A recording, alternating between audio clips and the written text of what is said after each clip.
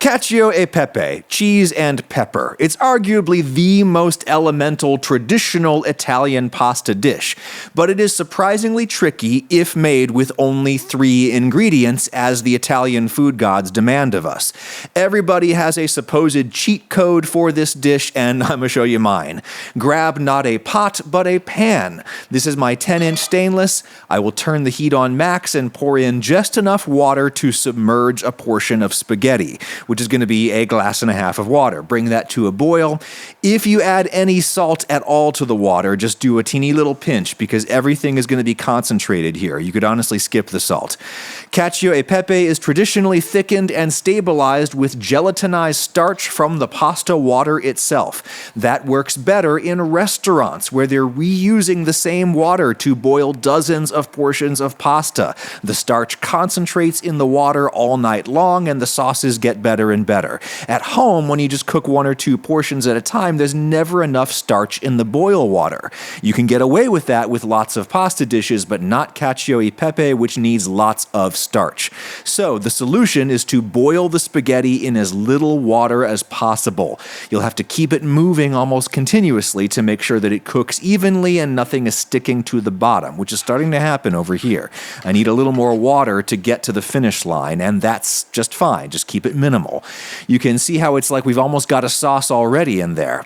Pasta is almost soft enough for my taste, so it's time to kill the heat, and it's really important that you wait a beat until the bubbling stops. If the cheese gets boiled hard, it's going to go all grainy and there will be no way to fix it. You want just enough heat to melt everything, and you want a thick blanket of cheese all over.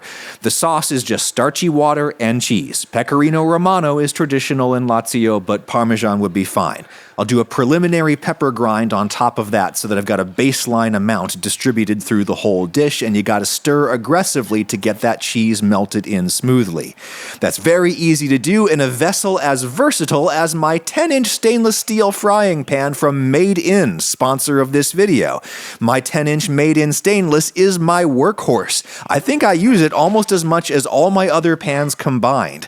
Made In has a 100-year family history in kitchen supply. They work with family-owned manufacturers in the US, France, UK, and Italy to bring you pieces that should last a lifetime, at home or in one of the 3-star restaurants where they're used.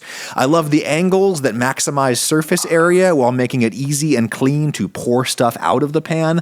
I love the heavy, comfortable handles that stay surprisingly cool on the stove. The 5-ply construction gives you the incredible heat response of aluminum or copper combined with the durability and ease of care that make stainless the best all-around option, IMHO. Use my link in the description to save on Made In Stainless collection and all their other cookware now. Save on Made In with my link. Thank you, Made In. Anyway, as with any creamy pasta, if it looks perfect in the pan, it's going to be too thick and sticky when it cools down on the plate. So I'm mixing in a little extra water and we are done here.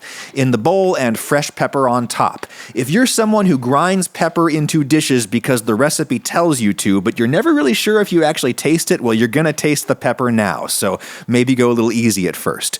Delicious and smooth and luscious because we cooked it kind of like risotto rather than pasta. Hey, I wonder if we could use stock instead of water, just like risotto.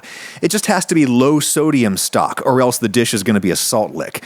Again, just enough to submerge the spaghetti, and when I want to cook long shapes like this 1/4 pound of spaghetti I got here, I usually just gently press it into the pan until the tips have softened to the point where I can bend the rest of the noodles in and get them in there. You don't have to move the pasta so much in the first half of cooking. Just the second half, when the liquid is starting to concentrate. You could get some pasta sticking to the bottom. Just move stuff around and add extra stock as needed. I used half a carton for one big portion here. After 10 minutes, let's taste and see if we're almost, but not quite there. Yep.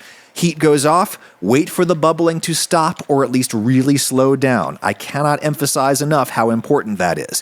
If you get this sauce too hot, it will be gritty.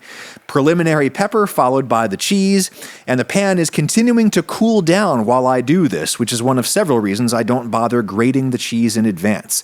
I think you'd want at least an ounce or 30 grams of cheese per portion, but I obviously don't measure. Grated very finely so that it melts, though. And you know what Italians love? They love it when I add rosemary to pasta dishes that don't traditionally have rosemary. Let's do that. They'll love that. Stir, stir, stir aggressively. You're trying to avoid big cheese chunks like that. Got to stir to get that melted through. And you could, of course, melt in a little butter at this point, keeping with the risotto theme, but it just doesn't need it.